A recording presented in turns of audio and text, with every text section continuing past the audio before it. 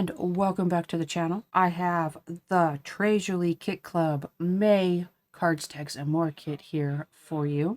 And this month you will find a couple of Tres Jolie chipboard pieces, a few wicker and wire hearts to decorate with there, a couple of manila tags to get you going, a few little pennant tags to add to your projects. You have some Prima Worn Jeans chalk ink, a package of Kaiser Craft pearls, a package of Rosie Bell Prima trim. You can use it all connected. You can cut off the individual little bits of bling there. You have some sheets of solid cardstock in 5 colors.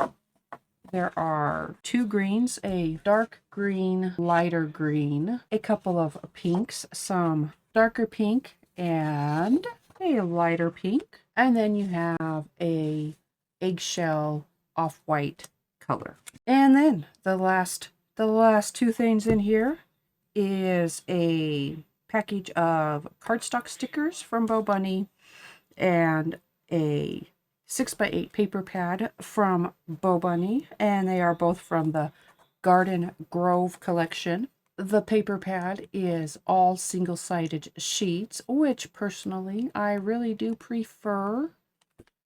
I do not like having to decide which side of a sheet I like better. And then the sticker sheet is like so.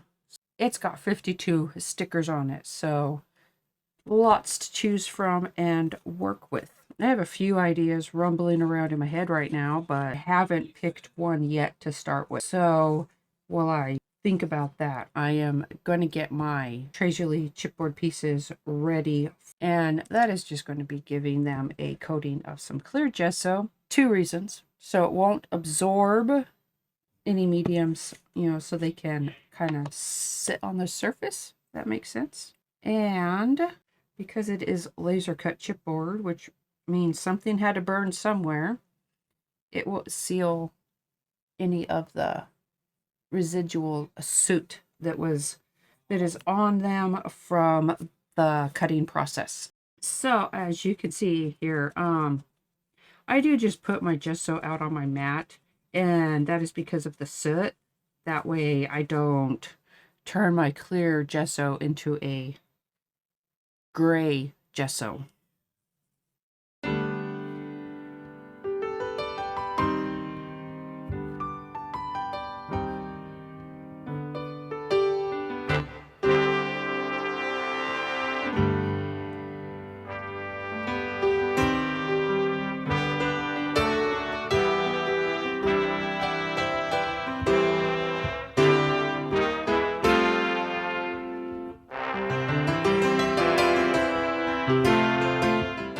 Before I start talking about all this over here, I am just going to finish up explaining my chipboard preparation process. In that little fast forwarded bit, you probably saw me spray my chipboard down with water as I was working. It was because of those details in the leaves. I didn't want to create a surface of gesso over everything, so I just sprayed it down a few times, and I tried to just kind of work it in, partly to keep there from being a layer covering the details, and partly just also to help seal in any of that residual soot from the cutting process. I did add just a coating to the back, and that was just also more for the soot and sealing that up than any mediums. And then I started working on one just to play around with it some. And this is the Worn Jeans chalk ink in the kit. All I did is I have just a blending brush and just a paintbrush. I only grabbed the angled one because it is a little more narrow, and has stiffer bristles. So really anything that you think will work. I worked off of my mat, just squished out some of the ink there and rubbed a coating on lightly. The finished one, well, semi-finished one, I think only semi-finished one here, has a few layers of ink on it already. Real quick, I will get my first layer of ink on here for you.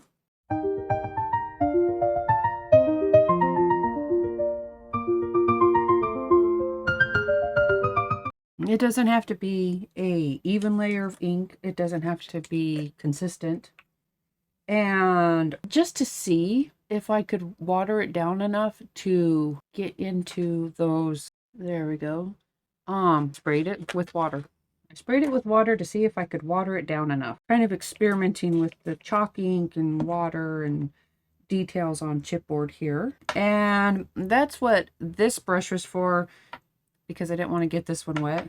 And because of the narrowness, and I just kind of came back in and tried to scrub some of that ink in there.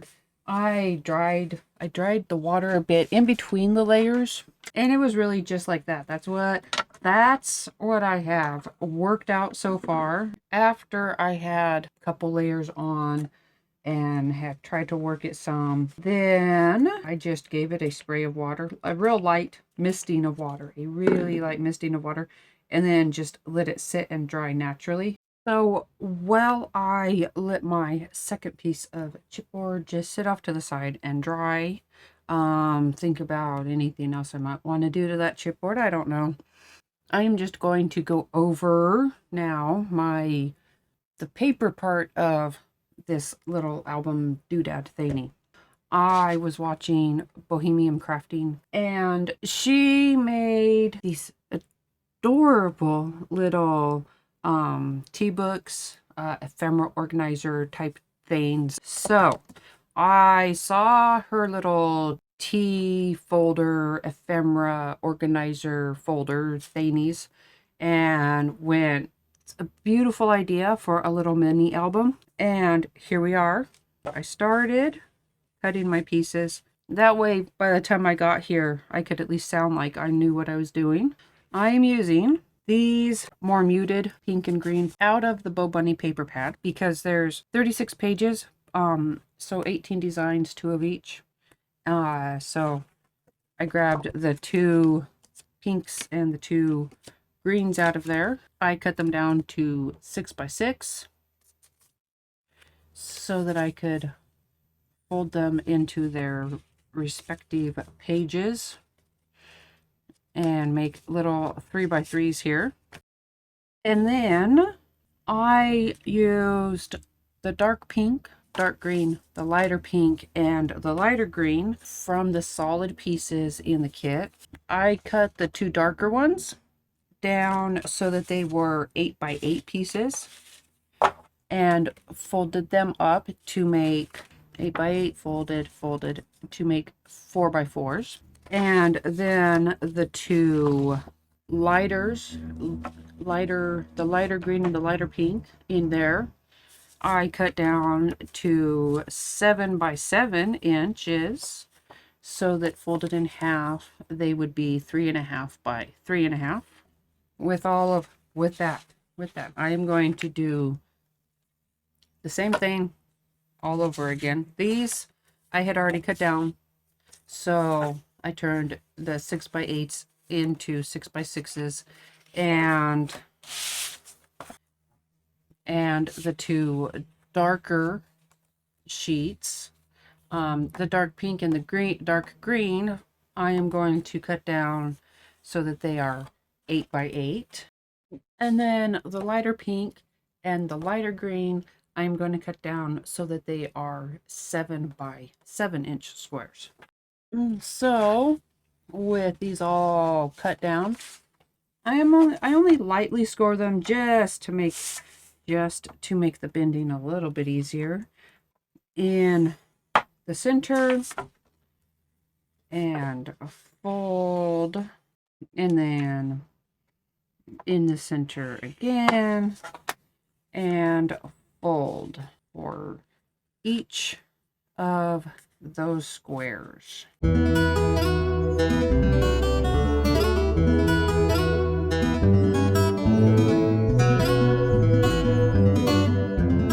And then after I have them folded, because paper being what paper is with folds and whatnot, and optional depending on how even you want everything, you can just trim up the edges. So I have two sections like this. This is where we're headed here.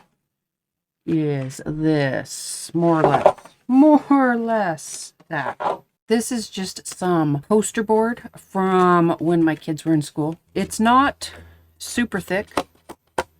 I know that this cover stock is 130-pound cover stock. This doesn't seem quite as stiff. Close, but not quite as stiff. So you could use a heavier cardstock, a cover stock, a couple of thinner ones glued together, some cereal box type of paper board. Say you've gotten some mail recently in a heavier envelope, paperboard typey envelope. You could recycle or upcycle that packaging. A lot of different around the house items that you could use. My cover is 10 inches by 8 1/8 of an inch, and then I scored 4.5 inches, and to make sure it was even, rotated it and scored 4.5 inches, and that should leave a 1-inch spine. And then I just because I really wanted to make sure that my holes were going to be evenly distributed, I made a template for myself.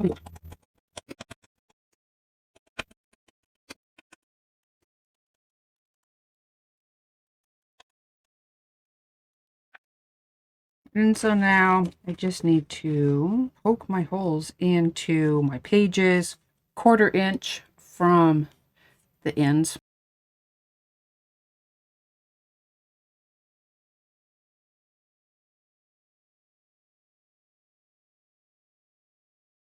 I picked out these two papers from the paper pad. I love how hibiscus look. I don't know why, but I do. And then I just picked a solid to go with them. These are the pieces I will be using to decorate my cover with. I cut the hibiscus print paper to 3 inches each, well, 3 inches high, and then for the 4.5 inches for the covers.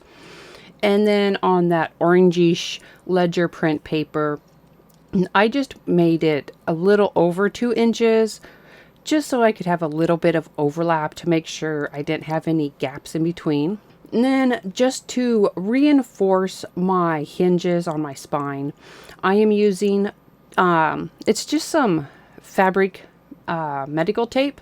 You could use bookbinding tape or whatever you want. I realized eventually that I did not actually need all of the holes, but I will get to that when I do clarify exactly which holes I should have just left at being poked instead of trying to do all of them for reasons that I still don't know. And then I wanted to give a little bit of protection to my cover pieces, well, to the pattern paper on the cover. So I just gave them a coating of some matte varnish. It goes on thin and it dries real quick, so it didn't take very long before I could start gluing them down to the cover. Since my poster board is a thinner poster board, I didn't want to add wet glue, just so that it wouldn't warp. So I just used double-sided tape and covered the cover, the front and the back cover flaps with my double-sided tape. It gave it a little bit of extra support. It also made it so that I wouldn't have to worry about the cover warping from a wet glue. I started with the center paper, and that was so that I could have the hibiscus paper just overlap. Since I knew my hibiscus papers were both 3 inches on the top and on the bottom, this made sure that I had my overlap so there were no gaps, and made sure that regardless of how well I had that orangish paper centered, that the hibiscus paper would keep everything looking even, if that's making sense there. And then if I had any overlap at the edges or at the spine, I just used my little knife there and a ruler and trimmed it down. I'm just marking here the actual holes that would have needed to be punched if I had been thinking originally, the ones that I have circled in red. And after I get my green strip laid down in here, then I do just go back and punch or poke those holes through. Right now, I am just working out the papers I want to use to line my inside, the inside of my covers. I picked out the papers that I was going to use, but I still am working on the construction of it. I was still trying to decide if I wanted a vertical orientation or a horizontal orientation for this. So I played around with my pages, thinking about how I might want them. And then I had already done one stack, and I'm just doing my second stack of pocket pages just to mark the center so that the inside of them would have the little thumb holes, just to help me kind of really see how things were going to go together. If I had done a horizontal orientation, I would have turned the pages so that the tops of the pocket pages where the thumb holes are would be facing inside towards each other. As you've seen in the pictures, though, I did eventually just decide on a vertical, so the tops of my pocket pages are all just facing up. I wanted to add a little bit of extra decoration, extra texture to my cover, so I just used some green embroidery floss. It's 6-strand embroidery floss.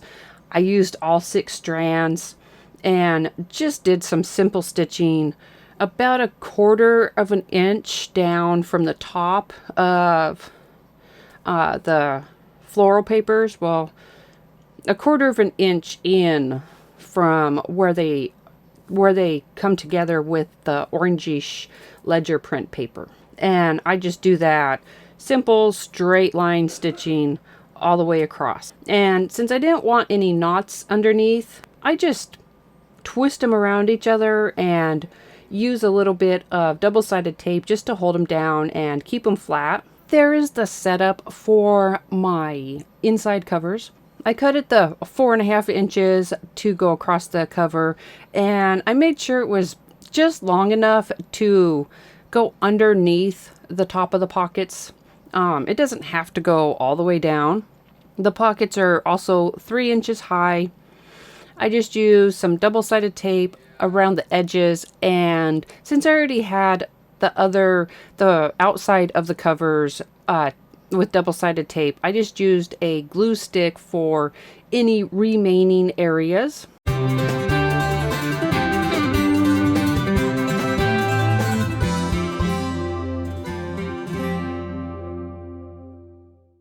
I carefully made sure to get a good seal all the way across. Use the underside of that stitching just as a little bit more texture in there. Pushed it down, and then just to smooth out the edge of the paper, this is just some cutoffs of some label paper I have.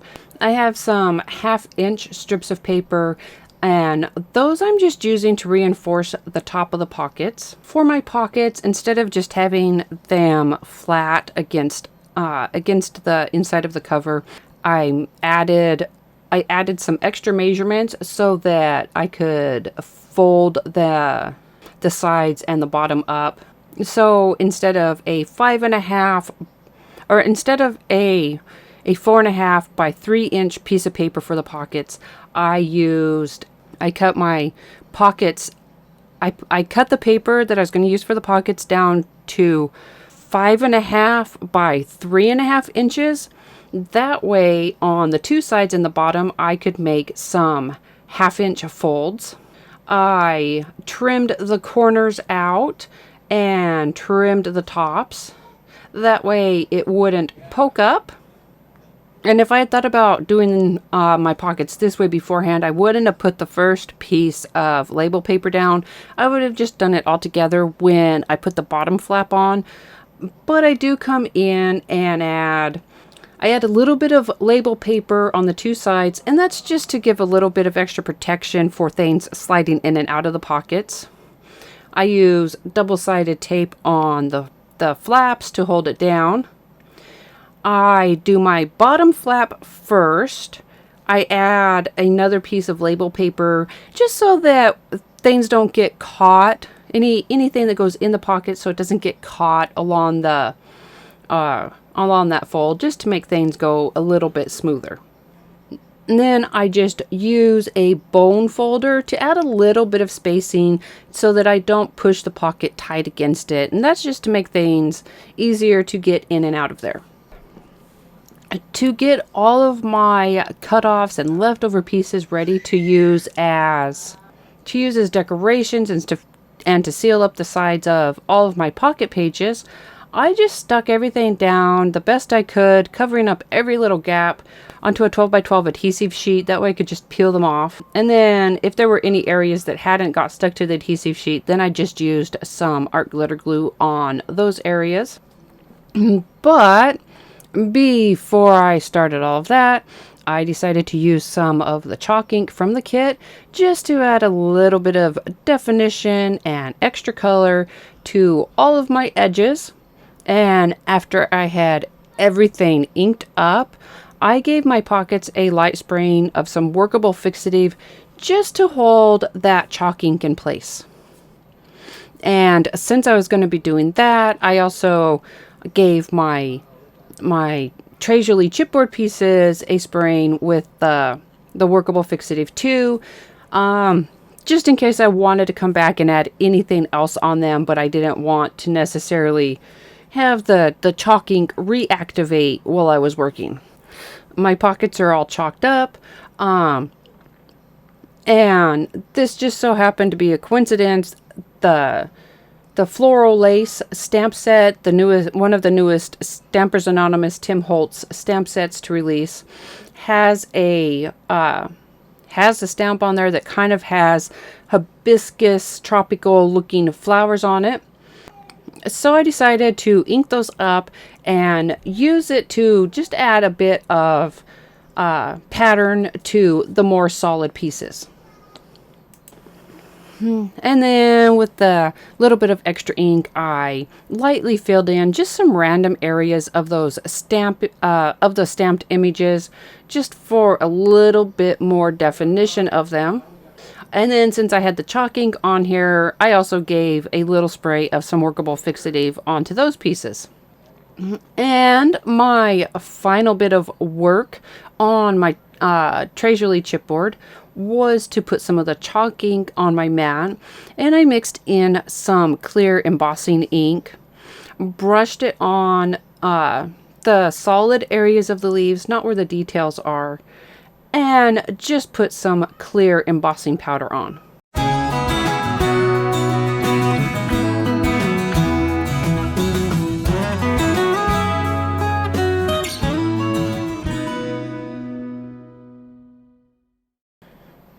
And now it was just a matter of getting all of my ends,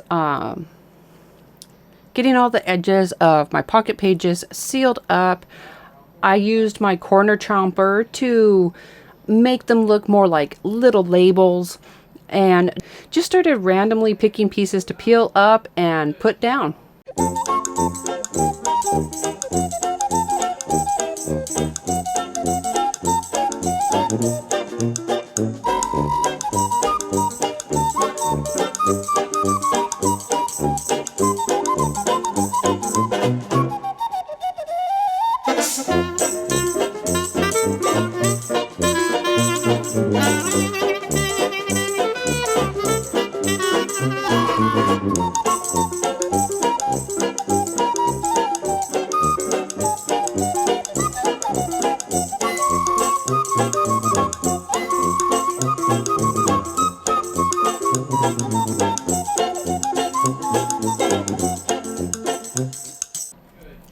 And finally it was time. They weren't all the way sealed, but they were mostly sealed on the edges. And I decided I wanted to get everything stitched in, see what I had left to work with. I have the two 4-inch pockets, what would at the back, the 3.5-inch pockets, and then the 3-inch pockets. And I could have just tried to use one length of thread, but I didn't want it to knot up, so I did cut it separately for each signature, and that was just because of my personal preference of trying to work with it and not fight any knots.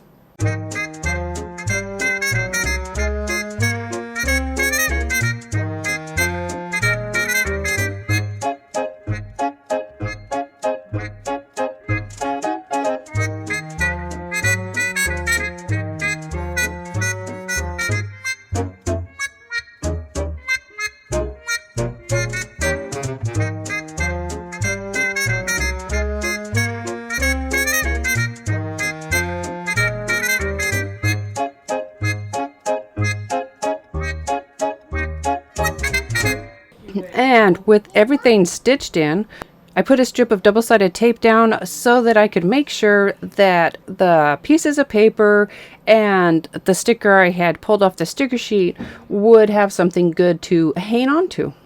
I used another piece of that orangish ledger paper for the center of my spine, striped leftover striped pieces for the top and the bottom. And I just cut that long flower sticker in half, added it to the striped paper, and then put it at the top and the bottom. And after I had the spine on, I just went back through, looked for any areas that I might want to add more paper pieces to seal the edges of the pocket pages, used some of my thumb hole cutout pieces to make some tabs, used my tab punch to make tabs, and just randomly added things, decorated however I was feeling when I got there. For the cover, I used one of my Tres Jolie pieces, added some extra Judikins diamond glaze since it is on the cover, just to help hold those Kaisercraft pearls in place. And then I just added them to the stems of my leaves.